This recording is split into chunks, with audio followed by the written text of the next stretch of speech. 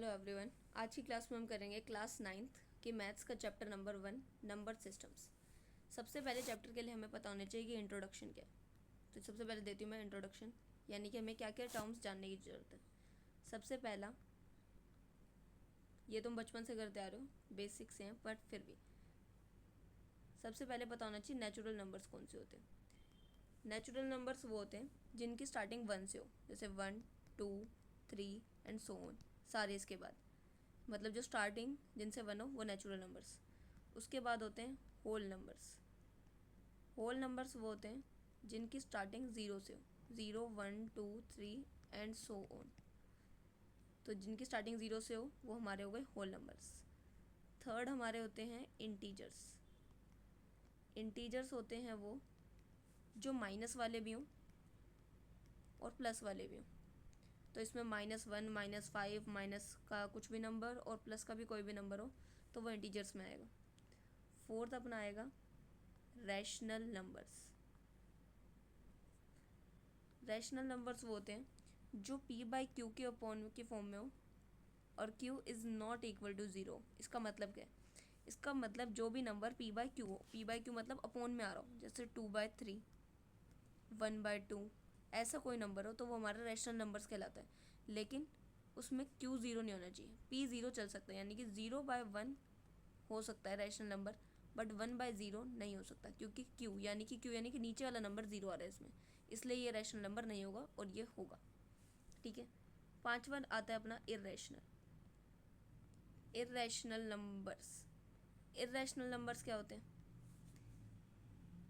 Irrational वो होता है, तो इर्रेशनल नंबर्स हमारे होते हैं वो, इरेशनल नंबर से पहले एक चीज़ और बता देती हूँ। इरेशनल नंबर अभी हटा देते हैं। इरेशनल नंबर से पहले 2-3 चीज़ें और जान लेते हैं। कुछ नंबर होते हैं जो होते हैं हमारे टर्मिनेटिंग, और कुछ होते हैं नॉन टर्मिनेटिंग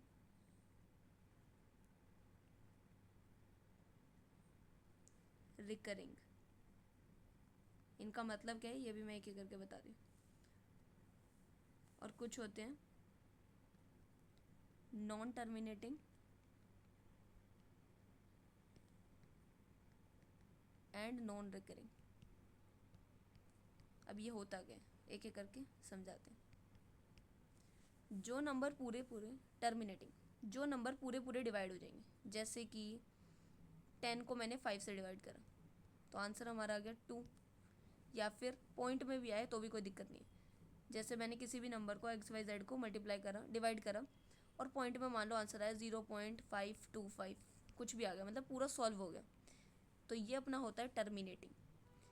फिर आते हैं नॉन टर्मिनेटिंग रिकरिंग, मतलब ऐसे नंबर होते हैं जो डेसिमल फॉर्म में आ जाते हैं बट वो रिकरिंग होते हैं। रिकरिंग मतलब रिपीट करते हो। जैसे कि अगर 20 को मैं 3 से डिवाइड करूँ तो हमारा आंसर क्या आएगा?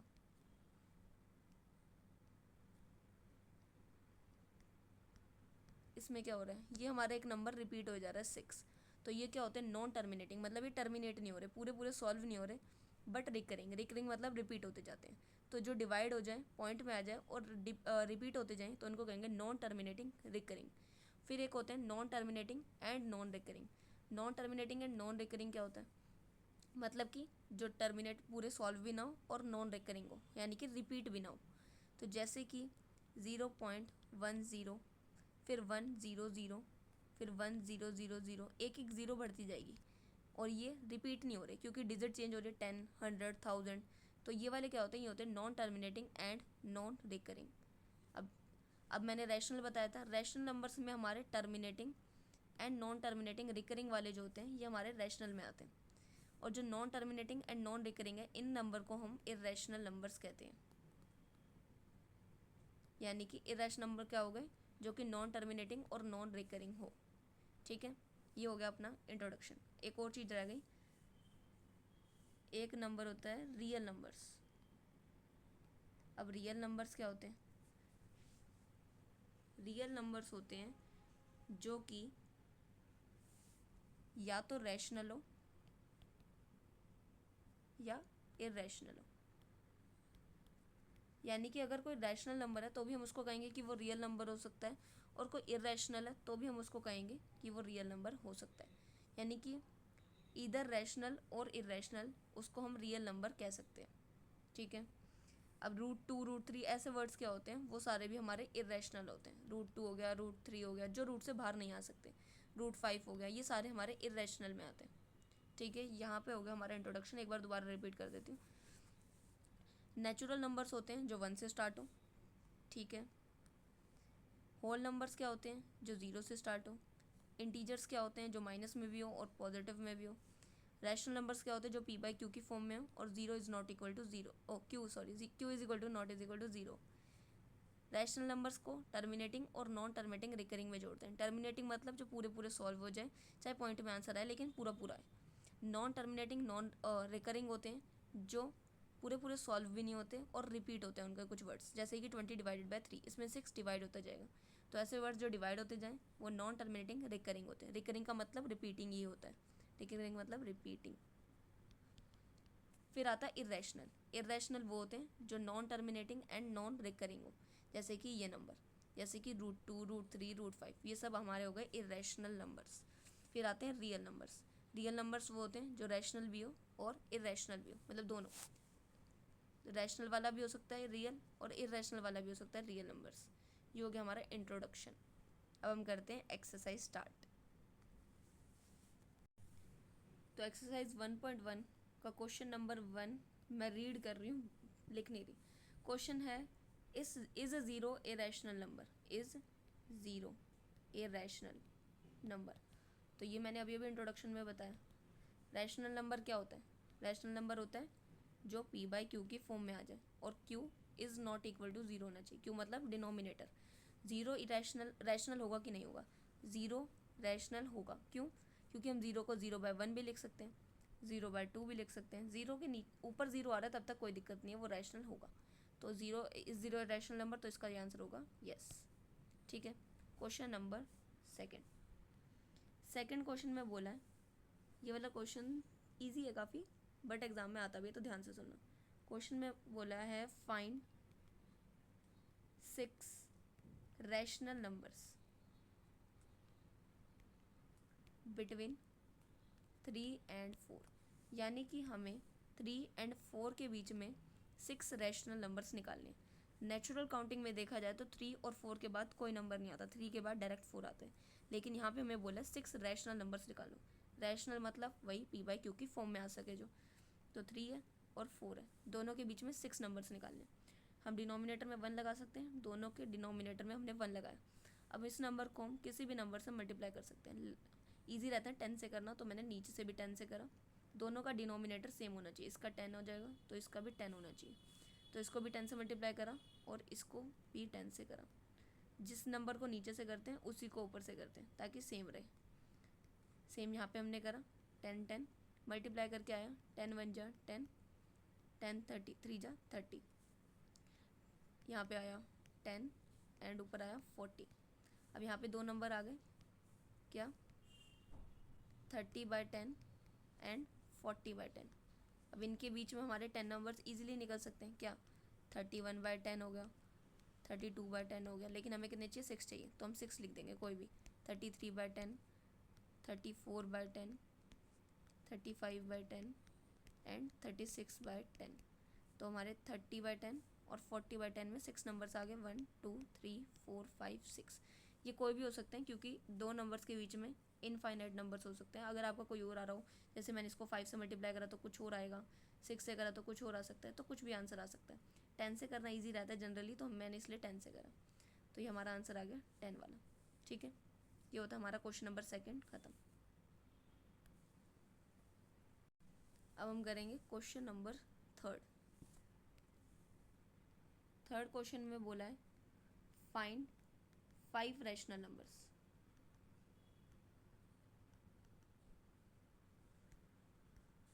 Between 3/5 and 4/5।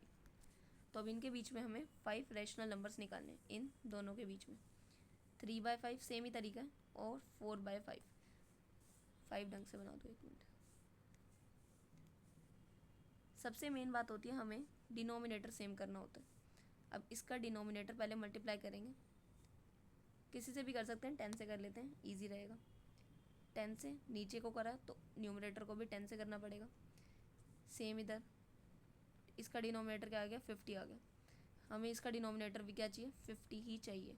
तो मैं किससे मल्टीप्लाई करूँ, 10 से ही कर दूँगी, क्योंकि सेम ही डिनोमिनेटर तो कुछ ज़्यादा फ़र्क की बात है नहीं। इसको भी 10 से करा तो इसको भी 10 से करना पड़ेगा। 4 10 जब 40 और ऊपर आ गया 30। और 30 और 40 के बीच में तो हमारे 5 रैशनल नंबर ईजिली निकल सकते हैं।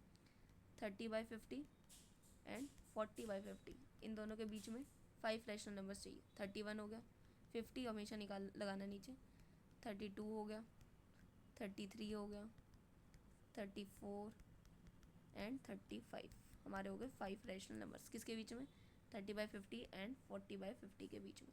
तो ये आ गया हमारा आंसर। ये हो गया हमारा क्वेश्चन नंबर 3। अब करते हैं क्वेश्चन नंबर 4। ये है ट्रू एंड फॉल्स।